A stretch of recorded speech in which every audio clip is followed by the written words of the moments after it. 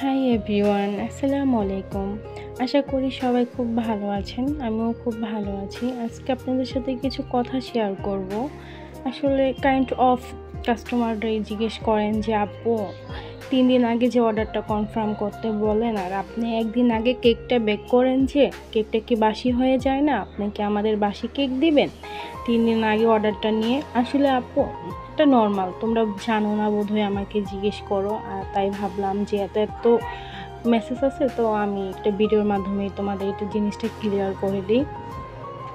আপু আমরা কেন তোমাকে বাসি কেক দিব? ফার্স্ট পয়েন্ট যেটা, যে বাসি কেক দেওয়ার তো প্রশ্নই আসে না। আমরা চাই সবসময় বেস্ট কোয়ালিটি জিনিস মেনটেন করে কেকটা বানানো, জানি নেক্সট টাইম তুমি আমার কাছ থেকে জিনিসটা আবার নাও।